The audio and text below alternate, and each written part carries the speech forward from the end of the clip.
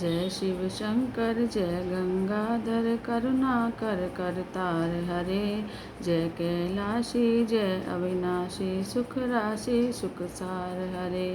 जय शशि शेखर जय डमरूधर जय जय प्रेमागार हरे। जय त्रिपुरारी जय मदहारी अमित अनंत अपार हरे। निर्गुण जय जय सगुण अनामय निराकार साकार हरे। पार्वती पति हर हर शंभो पाहि पाहि दातार हरे। जय रामेश्वर जय नागेश्वर वैद्यनाथ केदार हरे। मल्लिकार्जुन सोमनाथ जय महाकाल ओंकार हरे। त्र्यंबकेश्वर जय घुष्मेश्वर भीमेश्वर जगतार हरे।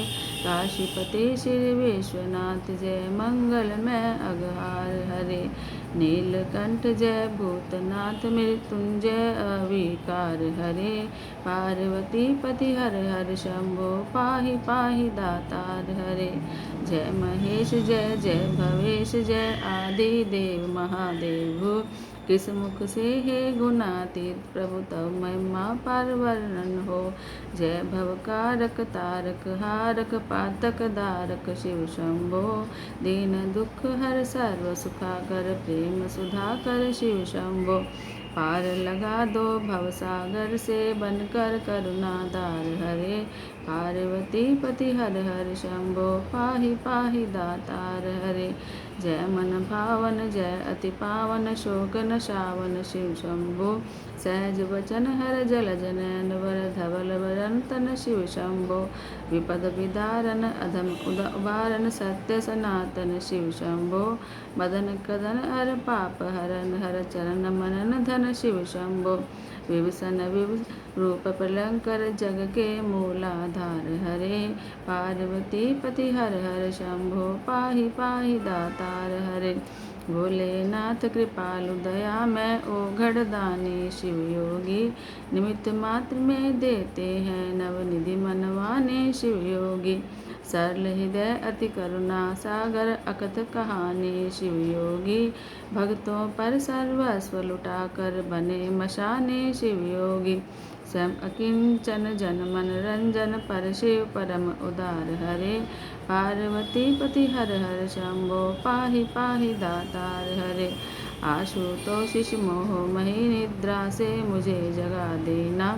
विषय वेदना से विषयों को मायाधीश छुड़ा देना। रूप सुधा की एक बूंद से जीवन मुक्त बना देना। दिव्य ज्ञान भंडार युगल चरणों में लगन लगा देना। एक बार इस मन मंदिर में कीजो पद संचार हरे। पार्वती पति हर हर शंभो पाहि पाहि दातार हरे। दानी हो तो भिक्षा में दो अपनी अनपायन भक्ति प्रभु। शक्तिमान हो दो अपने चरणों में तुम अनुरक्ति प्रभु।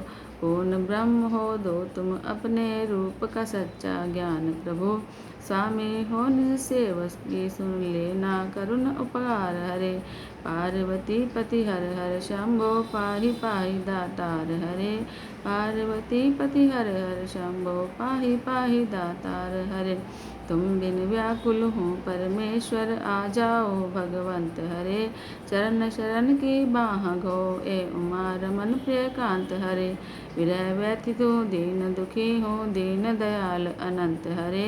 जाओ तुम मेरे हो जाओ आ जाओ श्रीमंत हरे। मेरी इस दयनीय दशा पर कुछ तो करो विचार हरे। पार्वती पति हर हर शंभो पाहि पाहि दातार हरे। बोलो शंकर भगवान की जय। ओम नमः शिवाय। श्री शिव महापुराण वायव्य संहिता उत्तरार्ध। श्री पार्वती के साथ क्रीड़ा करता संसार चक्र के चालक भगवान शंकर को नमस्कार हो।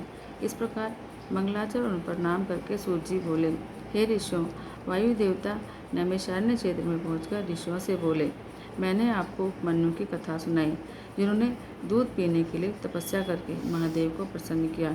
अब और क्या सुनना चाहते हैं?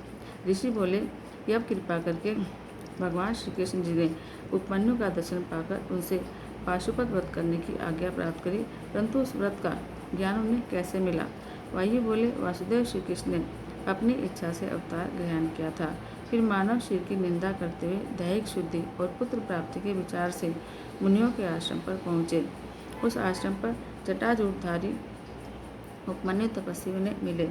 श्री कृष्ण ने उन्हें प्रणाम किया, हाथ जोड़े और प्रार्थना की। उपमन्यु ने त्रयायुयम जगमग्ने इस मंत्र द्वारा उनका भस्म का विलेपन किया। फिर 12 महीने तक उनसे पाशुपत व्रत धारण कराया और उत्तम ज्ञान दिया। उस दिन से भगवान श्री कृष्ण जी उनके आश्रम पर रहने लगे। भगवान श्री कृष्ण ने श्याम पुत्र प्राप्ति के निमित्त गुरु के उपदेश से तपस्या की। 1 वर्ष के बाद उनके तप से प्रसन्न होकर भगवान शंकर ने दर्शन दिए। तो श्री कृष्ण ने उनको प्रणाम की। तो फिर शंकर जी बोले, मैं आपकी कामना जान गया हूँ, आपको पुत्र मिल जाएगा। यह कहकर भगवान शंकर अंतर्ध्यान हुए और उस वर के प्रभाव से श्री कृष्ण को उनकी धर्मपत्नी जामवंती द्वारा साम नामक पुत्र की प्राप्ति हुई। ऋषि बोले, हे वायु, ज्ञान किस प्रकार का है? भगवान शंकर का पशुपति नाम कैसे हुआ? भगवान श्री कृष्ण ने उपमन्यु से किस प्रकार के प्रश्न किए?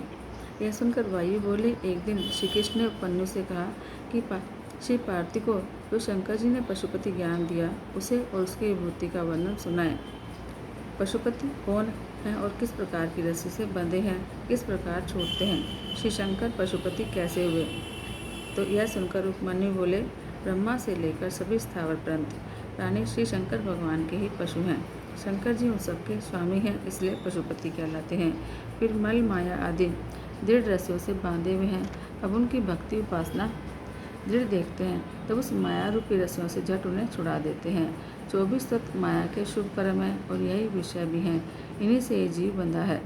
विषयों द्वारा बांधने वाले भी स्वयं शंकर हैं। तभी तो अपना कार्य ब्रह्मा से लेकर स्तंभ पर्यंत पशुओं से करा लेते हैं। उन्हीं महेश्वर के अनुशासन में यह आकाश सर्वव्यापक है। वायु प्राण आदि नामों से आकर सारे जगत का भीतर बाहर से पालन करता है। हव्य कव्य भी ग्रहण करता है।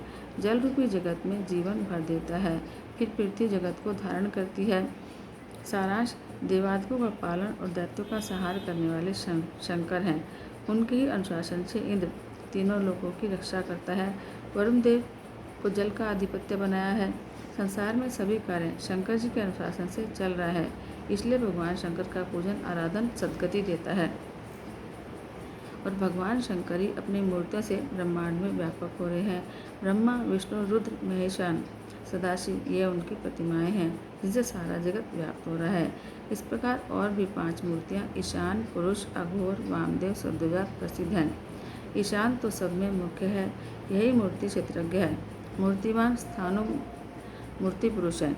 बुद्धि तत्व का आश्रय लिए अघोर मूर्ति है। श्री महादेव जी के अहंकार के अधिष्ठात्री वामदेव नामक मूर्ति है। शंकर जी के हृदय में निवास करने वाली सद्योजात मूर्ति है। ईशान मूर्ति श्रोत्र, वाणी, शब्द, आकाश के अधिष्ठात्री है। ईश्वरीय मूर्ति तात्विक, हस्त, स्पर्श, वायु की अधिष्ठात्री है। अघोर मूर्ति नेत्र, चरण रूप अग्नि की अधिष्ठात्री है। वामदेव मूर्ति रसना, वायु, रस और जल की अधिष्ठात्री है। सद्योजात प्रतिमा घ्राण, उपस्थ, गंध, पृथ्वी की अधिष्ठात्री है। इस प्रकार शंकर जी की 8 प्रतिमा है। सूत्र में जैसे मणियाँ बंधी रहती है, उसी प्रकार उन मूर्तियों में संसार बंधा हुआ है।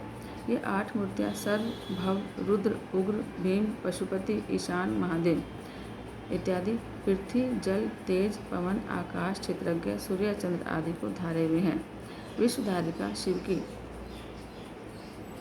शार्वी जल जीवनी वायु का भावी मूर्ति है। जगत के अंदर बाहर विचरने वाली तेजोमयी रौद्री मूर्ति है। जगत की संचालिका पवन मूर्ति है। आकाशमित का भीमा मूर्ति सारे विश्व में व्याप्त है। पशुपति मूर्ति पाशुपात छेदन करने वाली, शर क्षेत्रों में निवास करने वाली सभी आत्माओं की अधिष्ठात्री है। ईशानी मूर्ति सूर्य रूप होकर जगत को प्रकाश देती है। महादेव मूर्ति चंद्रमा रूप द्वारा किरणों से जगत को तृप्त करती है। 8वीं मूर्ति तो सर्वव्यापक है, इसी कारण सारा जगत शिव रूप है। इसलिए शिव का आराधन ही अभय अनुग्रहदायक होकर उपकार करता है। जिस प्रकार पुत्र प्रोतादि पाकर पिता प्रसन्न होता है, उसी प्रकार भगवान शंकर भी इस विस्तार से जटाधारी होकर प्रसन्न होते हैं। यह सारा विश्व इस प्रकार शिव की 8 मूर्तियों से व्याप्त हो रहा है। तो शिव महादेव जी शक्तिमान है और महादेवी उनकी शक्ति है और यह सारा विश्व उनकी विभूति का लेश मात्र है। जो कुछ भी जड़ चेतन है, शुद्ध या अशुद्ध है, पर या अपर है, जो भी अर्चित चक्र है उसके साथ चेतन चक्र चलता है, वह अपर अशुद्ध पर शुद्ध है। यह दोनों ही चित स्वरूप शिव भवानी के स्वाभाविक एक रूप हैं। शिव भवानी के वश में तो यह संसार है, स्वयं इसके वश में नहीं, तभी तो यह विश्वेश्वर है। शिवा शक्ति के द्वारा ही शंकर सभी प्राणियों को भुक्ति मुक्ति देते हैं, किंतु वह शक्ति उनके ही आश्रय में रहती है। शिव समानी धर्म वाली वह शक्ति है। यही एक चिद्रूपा शक्ति विश्व को विभक्त करती है। सारा विश्व उस पार्थ शक्ति से विस्तार को प्राप्त है। उसी शक्तिवान से क्रियात्मक शक्ति होती है। फिर वह शोक को पाकर पहले नाद को पैदा करती है। नाद से बिंदु, बिंदु से सदाशिव देव, उससे परमेश्वर, महेश्वर से युद्ध विद्या पैदा हो जाती है। यह ईश्वर की वाणी शक्ति ही है। फिर वर्ण और रूप द्वारा मातृका कहाती है। जंगम स्थान संसार को रचने वाली शक्ति है। यही निश्चयात्मक ज्ञान है।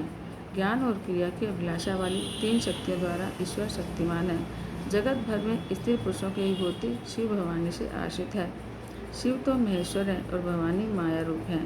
सभी रस रूपा भवानी है और उसके रस के आस्वादक शिव हैं। भवानी शिवा क्षेत्र रूप है, क्षेत्रज्ञ रूप शिव है। शिव पार्थिव जी पृथ्वी रूप है, सदाशिव आकार रूप है, समुद्र रूप शिव है। विशेष क्या कहे, पुल्लिंग वाचक महेश्वर है और स्त्री वाचक पार्वती। उपमन्यु बोले, मैंने अपनी मति के अनुसार परमेश्वर की विभूति आपको सुनाई। इसे सुनाना सबके लिए कठिन है। हे कल्याण रूप श्री कृष्ण, इसका वर्णन आप भी अधिकारी समझकर उसके आगे करना, सबके आगे नहीं। इन विभूतियों को सुनने वाले अधिकारी को सुनाने वाला शिव सायुज्य प्राप्त कर सकता है। इसका कीर्तन करना भी पापनाशक है। सारा चराचर जीव माया पाश से बंधा हुआ है, इस कारण भगवान शंकर को जान नहीं पाते। ऋषि मुनि शंकर जी के अविकल्प प्रभाव न पाकर उन्हें अनेक नामों से, अनेक भावों से वर्णन करते हैं। उन्हें अपर ब्रह्म रूप पर परमात्मक भी कहते हैं। इस प्रकार अनादि अनंत रूप भी महादेव जी कहा करते हैं। भूत, इंद्रिय, अंतर्गण, प्रधान, विषयात्मक अपर ब्रह्म एवं चेतनात्मक परब्रह्म कहा गया है। यह बहुत ही बड़ा है और विश्व का विस्तार करने वाला है। इसी कारण ब्रह्म कहता है। विद्या अविद्या दोनों ही ब्रह्म के रूप हैं। चेतना अचेतना दोनों विद्या अविद्या के रूप हैं और विश्व शिव रूप है और सब जीव विश्व के अधीन है। विद्या, भ्रांति और परा ये भी शिव रूप है। भ्रांति तो पदार्थों में मिथ्यापन है। यथार्थ ज्ञान की बुद्धि विद्या है। विकार रहित तत्व सत्य है, इससे विपरीत असत्य है। शिव तो दोनों के स्वामी हैं। अन्य जन उन दोनों को क्षर असत कहते हैं। सभी प्राणी क्षर हैं और अव्यय ब्रह्म अक्षर है। ये दोनों परमात्मा के रूप हैं। कोई इन्हें समिष्ट व्यष्टि रूप से भी कहते हैं, कोई जात रूप और प्रकृति पुरुष रूप द्वारा भी कहते हैं। कई एक विद्वान जन 23 सूत्र कहते हैं। कार्य रूप जगत के परिणाम का काल तो एक है। इस तरह एक ही प्रवर्तक और एक ही निर्वर्तक ईश धाता है और वही संसार के आविर्भाव तिरोभाव का कारण है। तभी तो महेश्वर ही कारण है, नेता है, स्वामी है, धाता है। कोई तो ब्रह्मा को लोक कारण कहकर उसे ही ईश्वर कहते हैं। कभी लोग शिव को अंतर्यामी रूपेण गाते हैं और कोई परमात्मा, परमान, प्रमेय आदि यथा बुद्धि कहा करते हैं। इस प्रकार अनेकों ज्ञानी महात्मा अपनी बुद्धि के अनुसार विरोधाभासों से ब्रह्म को अनेकों प्रकार से प्रतिपादन करते हैं, किंतु अनेकों में विश्वास होने से वहाँ भी निश्चय नहीं कर सकते। जो पुरुष सर्वात्म भाव से परमात्मा शिव के शरण में आ चुके हैं, उनको सहज ही शिव तत्व का ज्ञान हो जाता है। भगवान शंकर तो बंधन रहित हैं। उनको प्रकृति, माया, बुद्धि, अहंकार कोई नहीं बांध सकता। उनमें वासना, मोह और भोगों के संस्कार नहीं। उनमें कारण, कृतिक, आदि, अंत, अंतर, कर्म, कारण, अकार्य, कार्य बिल्कुल भी नहीं। बंधु, अबंधु, नियंता, प्रेरक, पति, गुरु, त्राता, अधिक, समान, कांक्षित, अकांक्षित, जन्म, मरण, विधि, निषेध, मुक्ति, बंधन आदि कुछ भी उनमें नहीं। कल्याणकर्ता सभी रूप भगवान शंकर के हैं। इस प्रकार संपूर्ण जगत में व्यापक रूप सदाशिव को जिसने जान लिया है, वह कभी मोह को प्राप्त नहीं होता। परमात्मा शिव को बारंबार नमस्कार है। वह हिरण्य भाव भी शिव रूप से काल के अग्रभाग जितना है। हृदय के मध्य में उनका ध्यान करें। सभी चराचर विश्व को उसी पुरुष ने पा लिया है जो शंकर का ध्यानी है। उपमन्यु बोले, हे श्री कृष्ण, परब्रह्म परमात्मा विश्व में विलक्षण स्वभाव की शक्ति वाले एक रूप हैं। सूर्य किरणों के समान इनकी तेजोमय किरणें सब जगह फैली हुई हैं। इच्छा, ज्ञान, क्रिया आदि रूपों से उनकी अनेक शक्तियाँ हैं। उसी से विश्वेश्वर सदाशिव आदि पुरुष हैं। ज्ञान कारिका, आनंददायिका पार्वती सूक्ष्म शक्ति कहलाती हैं और चंद्रशेखर देव शक्तिमान हैं। प्रजा श्रुति स्मृति रूपा शिवा विद्या है। श्री शंकर भगवान वैद्य हैं। यह शक्ति तो विश्व भर की मोहिका है, विश्व को मुक्त भी कर देती है। ये 27 प्रकार वाली माया है। जो कोई भी शक्ति के साथ शिव स्वरूप को अपने हृदय में ध्यान द्वारा देखता है, उसको परम शक्ति की प्राप्ति होती है। शक्ति शक्तिमान से कभी अलग नहीं होती, तभी तो दोनों का संबंध है। मुक्ति पाने में ज्ञान और कर्म आवश्यक नहीं। भवानी शिवा के प्रसन्न होते मुक्ति सुलभ हो जाती है। भक्ति द्वारा उनकी प्रसन्नता मिलती है, प्रसन्नता द्वारा मुक्ति, मुक्ति से आनंद। और जो पुरुष शिव में थोड़ी सी भावना रखता है, उसे 3 जन्मों के बाद मुक्ति मिलती है। सेवा भक्ति 2 प्रकार की है, एक सांग, दूसरी अनंग। ऐसा होने पर वह मन, वाणी और साधना द्वारा 3 प्रकार की हो जाती है। मन में तो भगवान शिव के विचार हो, मनोमयी वाणी द्वारा शिव का जपन हो, वाचक कर्म और पूजन काय की सेवा हो। इस प्रकार से सेवा 3 प्रकार की शिव धर्म रूप कही है। तप, कर्म, जप, ज्ञान, ध्यान, चांद्रायन आदि व्रत तप है। शिवलिंग पूजन कर्म है। शिव नाम अभ्यास जपन है। शिव चिंतन ध्यान है। शिव शास्त्रों से इस प्रकार की शिक्षा ज्ञान है। ये सभी शिव शास्त्रों में वर्णित है। श्री कृष्ण जी बोले, महर्षि, अब आप वेदों का सार रूप ज्ञान सुनाइए। वह परम ज्ञान महादेव जी ने किस प्रकार से कहा, जो कि 6 अंगों के साथ वेद, सांख्य आदि शास्त्रों से निकला है, और पूजन करने में किसका अधिकार है। उपमन्यु बोले, जब स्थाणु रूप शिव ने सृष्टि की रचना की और उस समय वे खुद प्रकट हुए, फिर देवों के देवता ब्रह्मा जी को पैदा किया और उन्हें सृष्टि रचना की आज्ञा दी।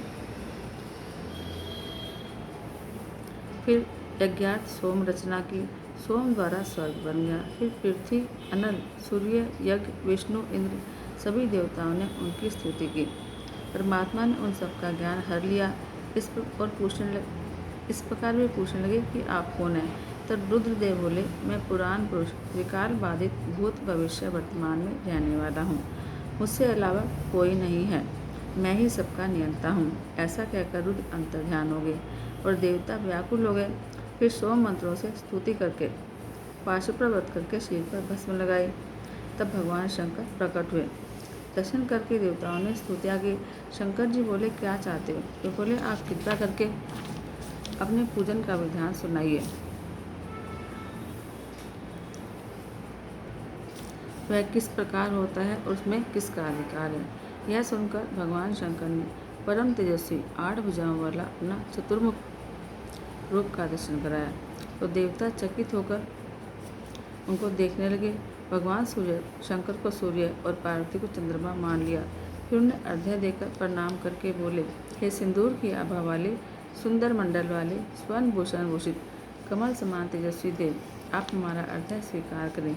उस समय भगवान शंकर सूर्य मंडल में विराजमान थे। देवताओं के शास्त्रों द्वारा उत्तम ज्ञान देकर अंतर्ध्यान हो गए। उसके बाद देवताओं को जब ज्ञान हुआ कि शिव पूजन में 3 वर्णों का अधिकार है, ऐसा जानकर स्वर्ग चले गए। इसके बाद वे शास्त्र तिरोहित हो गए। कुछ समय हो जाने पर शिव पार्वती ने शंकर से पूछा। तब शंकर जी ने अपने दोनों हाथ उठाकर लोक में शास्त्र प्रकट कर दिए। अगस्त्य, बृहस्पति, दधीचि इन तीनों महर्षियों ने इनका विस्तार किया। भगवान शंकर भी स्वयं अवतार लेकर इसका विस्तार करते हैं। उपमन्यु बोले, अब मैं सदाशिव के शिष्यों का नाम कहता हूँ।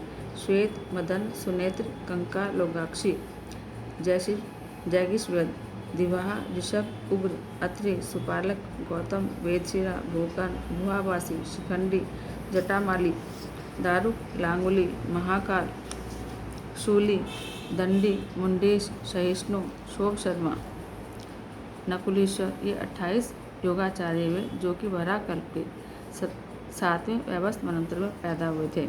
इन सबके 4 शिष्य हुए। इनके नाम श्वेत, श्वेत केतु, प्रचेत शिक्षा, श्वेताश्व, श्वेत लोहित, दुंदुभि, शतरूप, ऋषिक, केतुमान, विकेश, व्यास, पापनाशन, सुमुख, दुर्मुख, दुर्गम, दुर्तिक्रम, सनत कुमार, सनक, सनंदन, सनातन, सधामा आदि संख्या में 112 होते हैं। सभी शिवभक्त भस्मधारी वे शास्त्रों के ज्ञाता, जितेंद्रिय और शिव ध्यान करता हुए हैं। इन्हें अपना आचार्य मानकर शिव पूजन करने वाले पुरुष को निश्चय ही शिवलोक प्राप्त होता है।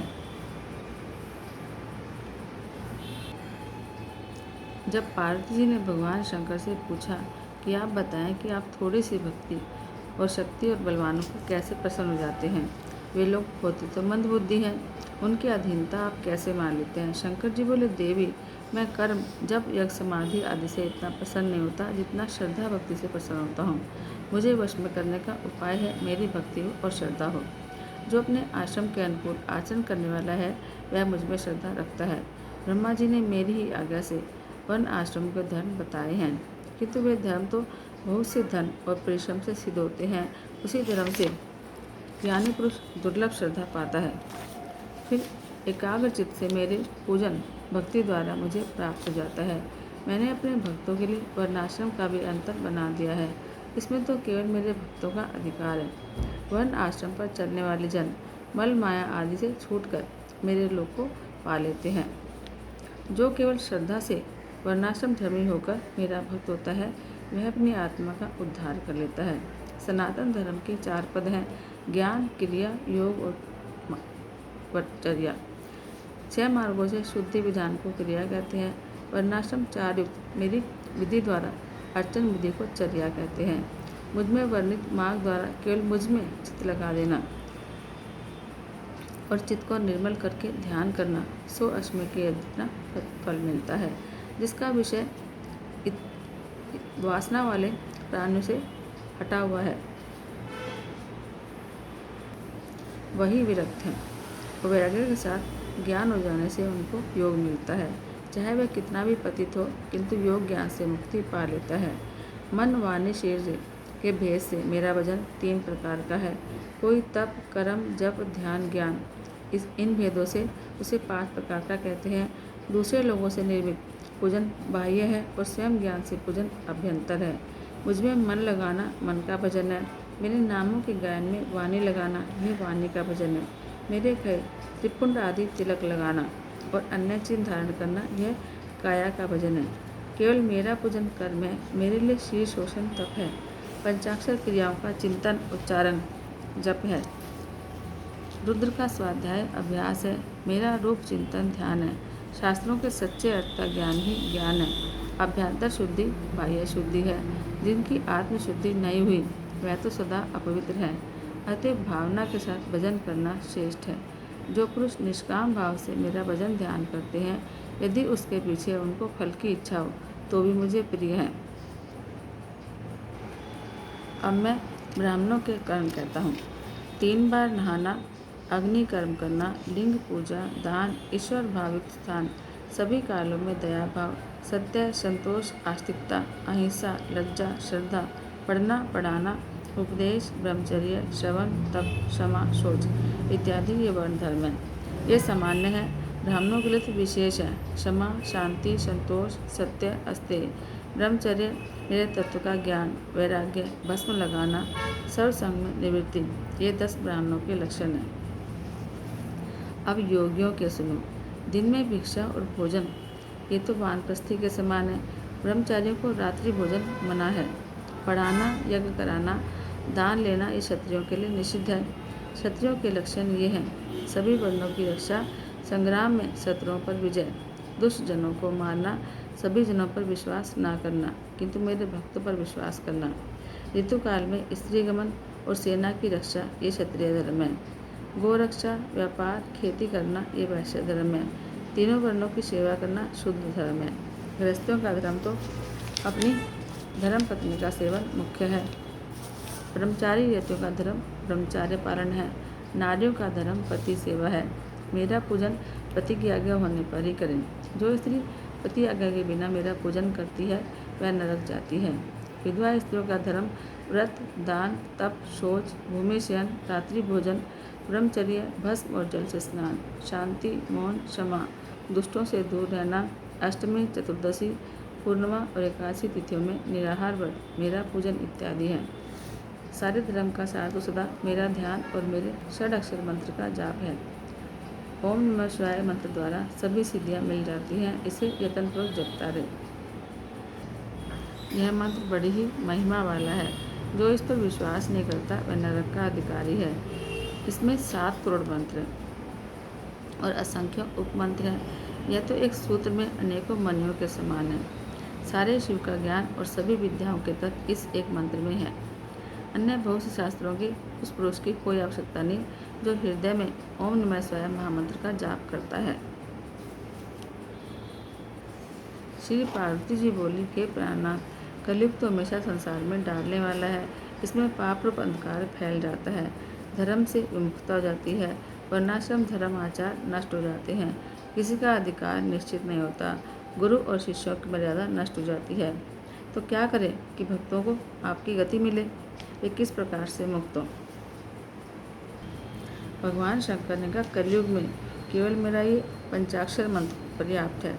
उसी के द्वारा भक्ति करने वाले को मुक्ति मिल जाती है। कोई कितना भी पापात्मा हो, कितनी बार भी प्रतिज्ञा करके मुकर चुका हो, पतित से पतित भी इससे मुक्ति पा लेता है। देवी बोली, पति तो अधर्म कार्य करता है, फिर उसकी मुक्ति कैसे होगी। महेश्वर बोली, पतित पुरुष यदि पंचाक्षर मंत्र को छोड़कर अन्य मंत्र से भी मेरी पूजा करता है तो उसे नरक जाना पड़ता है। केवल पंचाक्षर मंत्र करने वाले सिद्धि पा लेते हैं। पंचाक्षर मंत्र के करोड़वें अंश के बराबर भी जब यज्ञ व्रत नियम नहीं हो सकते, तभी तो यह सर्वोत्तम मंत्र है। महर्षि लोग इसी के प्रभाव से सब धर्म आचरण करते हैं। जिस समय प्रलय हुई, सभी स्थावर जंगम नष्ट हुए, उस समय केवल मैं ही रह गया। तब वे शास्त्र सभी पंचाक्षर मंत्र में लीन हो जाते हैं। तभी तो वे नष्ट नहीं होने देते और सृष्टि दोबारा चल पड़ती है। अब जब भगवान नारायण माया के साथ क्षीर सागर में शयन करने लगे, तब उनके नाभि कमल से ब्रह्मा जी की उत्पत्ति हुई। ब्रह्मा जी सृष्टि की विस्तार करने में असहाय थे। फिर उन्होंने मेरी कृपा से पंचाक्षर मंत्र धारकर उन्हें ग्रहण किया। वहाँ मुंच पर्वत पर जगत के निर्माण के लिए दिव्य 1000 वर्ष तक वायु का आहार करके तप करते रहे। तब मैंने ब्रह्मा जी को दर्शन दिए और इसी मंत्र के प्रभाव से ऋषियों ने देव मानव सृष्टि रच ली। इस प्रकार पंचाक्षर मंत्र महामंत्र है, वेदों से भी उत्तम, सारे जगत का बीज है। यही विद्या सबसे पहले मेरे मुख से प्रकट हुई है। कलयुग में तो ये तारक मंत्र है। जो भक्त इस मंत्र का नियम से जाप करता है उसके लिए सभी शास्त्रों में कहीं कुछ भी अगम्य नहीं है। अब मैं मंत्र ज्ञान करने का प्रकार तुमको सुनाता हूँ, जिसके न होने पर सब जाप बेकार चला जाता है।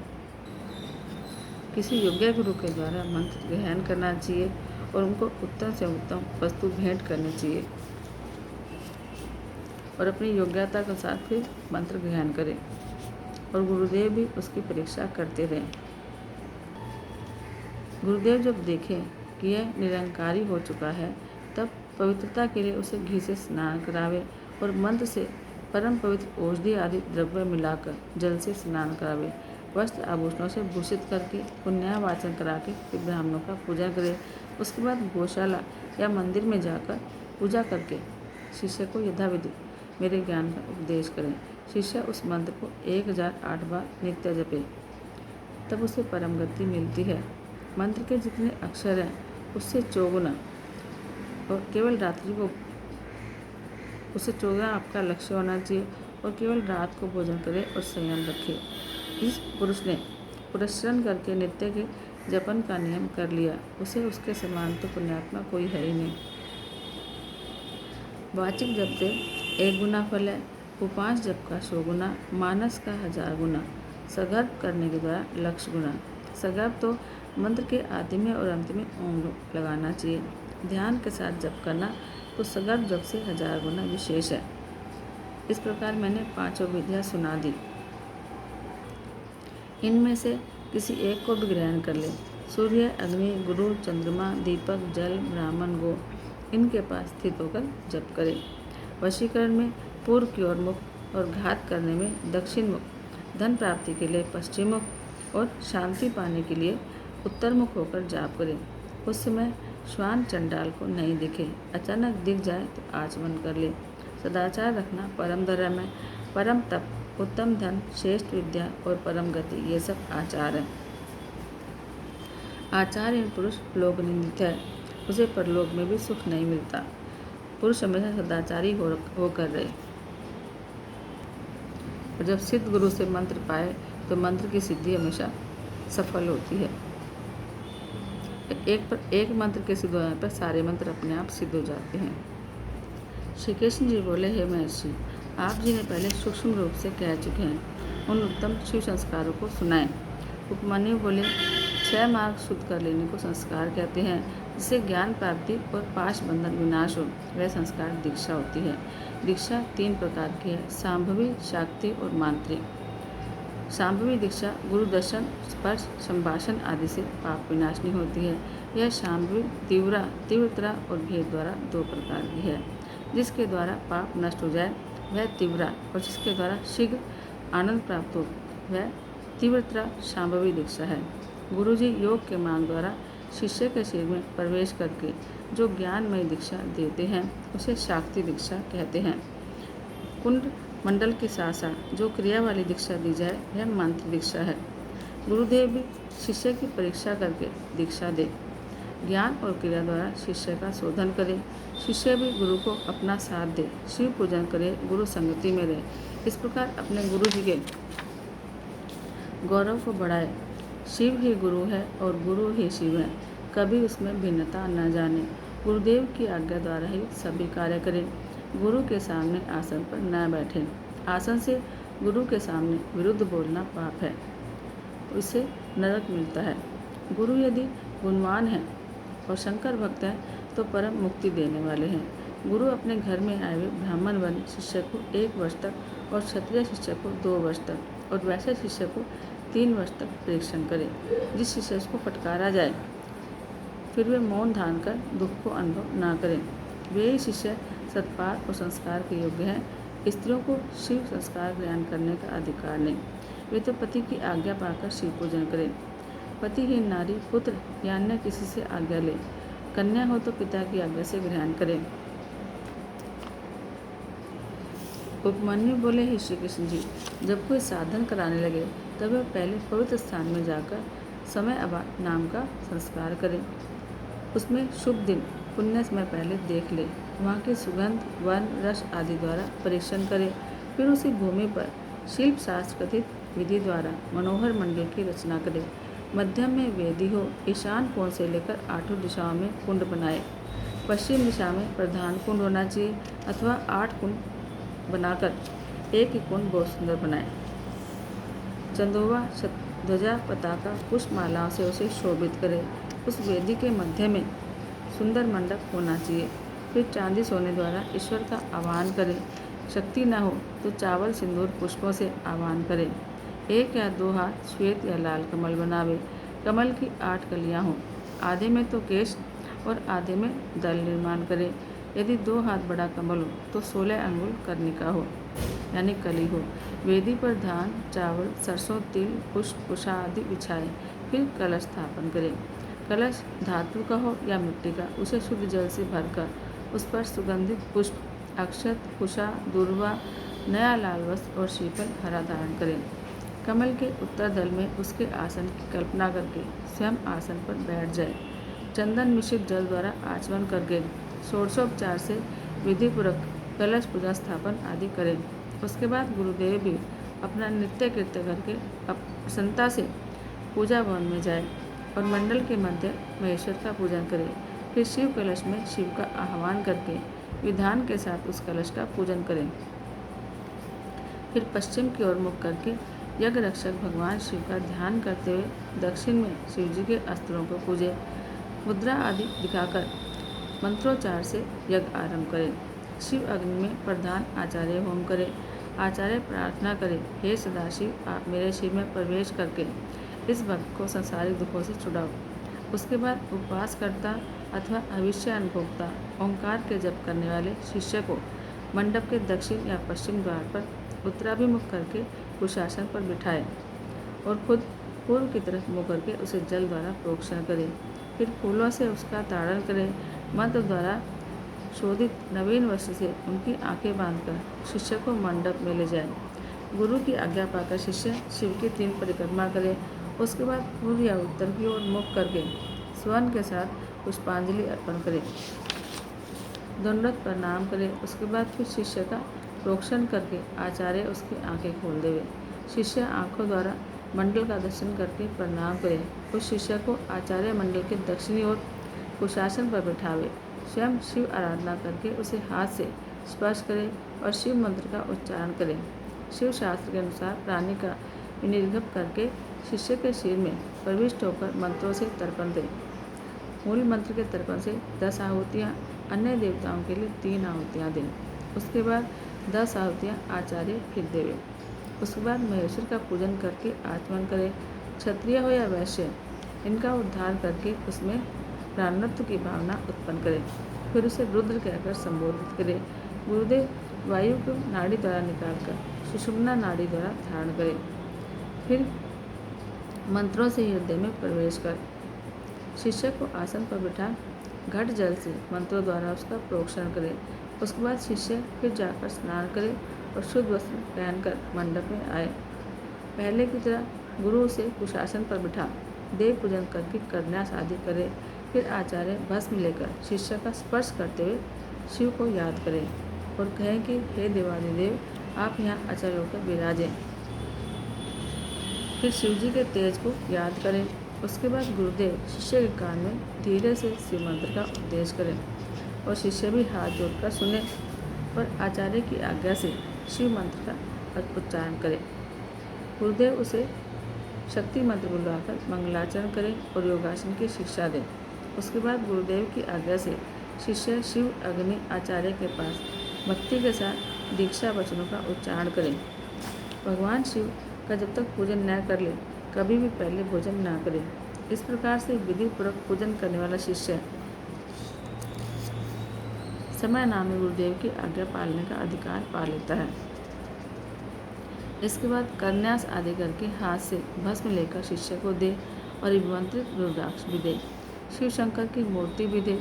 पूजन, हवन, जप, ध्यान आदि समझा दे और इन सब वस्तुओं को आदर के साथ शिष्य ग्रहण करे। इसके बाद अपने शिष्य की योग्यता जानकर बंधनों से मुक्ति पाने के लिए षडश शोधक करे। कला, तत्व, भुवन, वर्ण, पद, मंत्र, इस प्रकार ये 6 अध्याय हैं। निवृत्ति, प्रतिष्ठा, विद्या, शांति, अतीत, ये 5 कलाध्वा कही जाती हैं। इन्हीं 5 मार्ग द्वारा 5 मार्ग आवृत रहते हैं।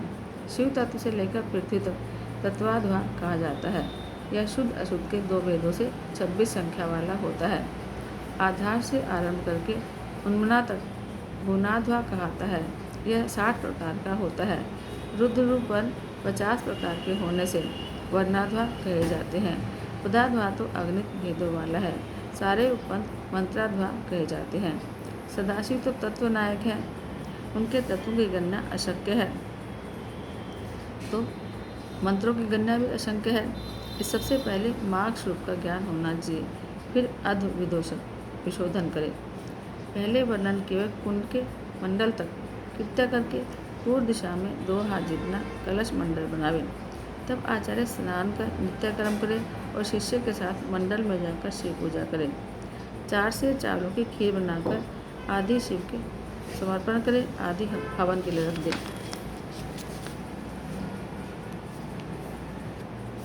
अपने सामने सुंदर मंडल की रचना करें और सभी दिशाओं में 5 कलश स्थापित करें। नकार मकार तक 5 वर्ण 5 कलशों पर धारण करें। मध्य में ईशान, पूर्व में पुरुष, दक्षिण में अघोर, पश्चिम में सद्योजात, उत्तर में वामदेव स्थापित करें। फिर रक्षा विधान करके कलशों को प्रोक्षित करके हवन शुरू करें। आदि खीर से होम करें और होम द्वारा बची सामग्री को शिष्य प्रसाद समझे और पहले की तरह तर्पण आदि करके पूर्ण आहुति होने पर हवन कार्य करें। ओंकार के साथ ओम हूँ नमः शिवाय स्वाहा, इस प्रकार अंगों में प्रदीपन करके 3 आहुतियाँ दें। उसके बाद कन्या द्वारा कार्तिकेय सूत को अभिमंत्रित करके फिर उसे त्रिगुण करके गुरुदेव बालक शिष्य की शिखा में बांध दे। इसी क्रम से पूजन होना चाहिए। बिना भोजन के शिव का ध्यान करते करते शिष्य शयन करे। प्रातः उठकर जो रात्रि को स्वप्न हुआ हो उसे गुरुदेव को सुनाए।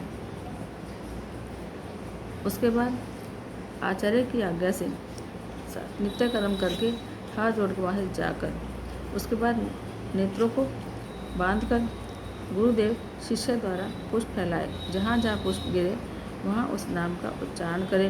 फिर मंडल में जाकर निर्माल्य स्वीकार करे। ईशान देव का पूजन करे, अग्निहोत्र करे। यदि शिष्य को रात में दुस्वप्न आया हो तो उसे शांत करने के लिए 5 आहुतियाँ फिर से डालें।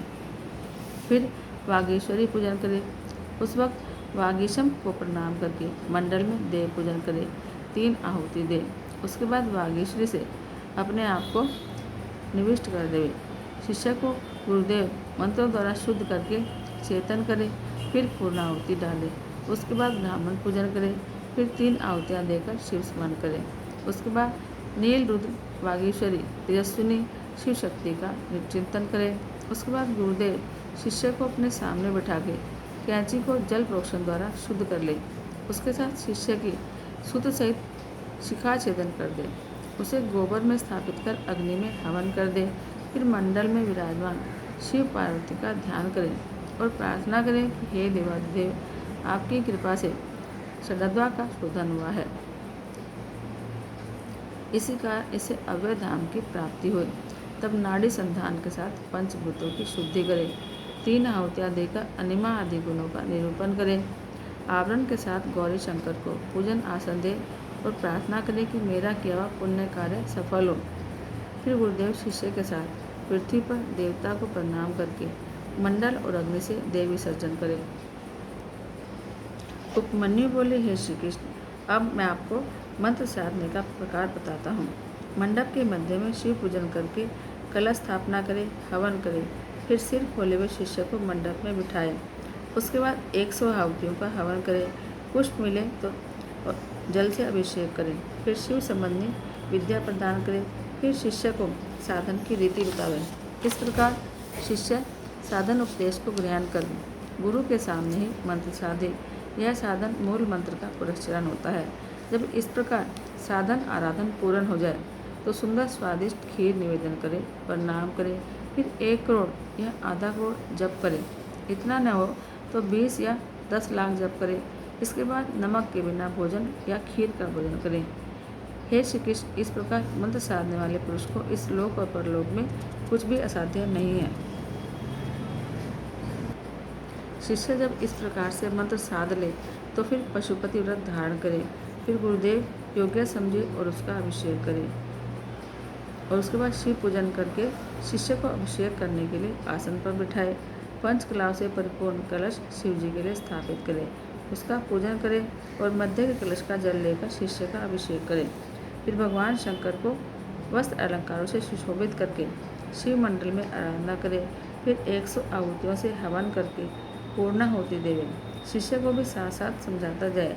फिर मंडल से शिव जी को उठा ले, शिवघट और अग्नि का पूजन करें। शिव जी के सदस्य भी पूजें और अर्धशोधन की भांति सभी क्रियाएं करें। इस प्रकार शिव शास्त्र द्वारा ज्ञाता विद्वान ज्ञानी हो शिव मंत्र को दुर्लभ समझकर संसार का निरूपण करते हैं। श्री कृष्ण बोले, हे महर्षि, अब मैं शिव शास्त्र के अनुसार कर्म करता पुरुषों के नित्य नैमित्य कर्म सुनना चाहता हूँ। उपमन्यु बोले, जब सुबह ब्रह्म मुहूर्त उठे तब उठो। उस समय शिव पार्वती का ध्यान करके अपने दैनिक कार्य करें और सूर्योदय होते होते घर से बाहर निकले और जहाँ कोई विघ्न बाधा न हो वहाँ जाकर विधि के साथ शौच और दातुन करें। फिर आचमन करके नदी, तालाब या घर पर आकर स्नान करें और शुद्ध वस्त्र पहनकर पूजा के लिए बैठे। विधवा, ब्रह्मचारी, तपस्वी इनको दातुन और सुगंधित वस्त्रों से नहाना ठीक नहीं। फिर जल के मध्य में 3 मंडल की रचना करके यथाशक्ति शिव मंत्र जपे और घुटनों से पृथ्वी पर बैठकर प्रणाम करके अर्घ्य पात्र माथे पर लगाकर शिव जी को अर्घ्य दें और मूल विद्या द्वारा पुष्प मिले जल से अर्घ्य दें। उसके बाद पहली विधि से भस्म धारे मस्तक, दोनों भुजा और छाती पर त्रिपुंड लगाए। इस प्रकार रुद्राक्ष भी मस्तक, कंठ, कान और हाथों में धारे और फिर ब्राह्मणों को सफ़ेद, लाल की रंगीन नूतन वस्त्र धारण कराए। इस प्रकार सभी कार्य करके पूजन स्थान पर जाकर पूर्व अथवा उत्तर मुख बैठकर शंकर जी का ध्यान करें। श्वेत आदि से आरंभ करके नकुल शतक तक फिर शिष्य गुरु को प्रणाम करे और शंकर जी को प्रणाम करके नामाष्टक पढ़े। बोलो शंकर भगवान की जय। जटाओं में गंगा जी विहार करे, भक्तों का बेड़ा शिव पार करे। जटाओं में गंगा जी विहार करे, भक्तों का बेड़ा शिव पार करे। बैठे शंभु भभूत रमाए, गल सर्पों का हार सजाए। मस्तक पर चंदा उजियार करे, भक्तों का बेड़ा शिव पार करे। जटाओं में गंगा जी विहार करे, भक्तों का बेड़ा शिव पार करे। कांधे सोहे जनेऊ सुंदर, ओढ़े शंकर जी बाघंबर। भांग धतूरा का आहार करे, भक्तों का बेड़ा शिव पार करे। जटाओं में गंगा जी विहार करे, भक्तों का बेड़ा शिव पार करे। नंदी गण सोहत है ऐसे, सागर मध्य कमल है जैसे। डमरू मधुर झंकार करे, भक्तों का बेड़ा शिव पार करे। जटाओं में गंगा जी विहार करे, भक्तों का बेड़ा शिव पार करे। कहे कमल जो बम बोला, निर्मल होए उसका चोला। दर्शन जो जन एक बार करे, भक्तों का बेड़ा शिव पार करे। जटाओं में गंगा जी विहार करे, भक्तों का बेड़ा शिव पार करे। बोलो शंकर भगवान की जय। हर हर महादेव, हर हर महादेव, हर हर महादेव।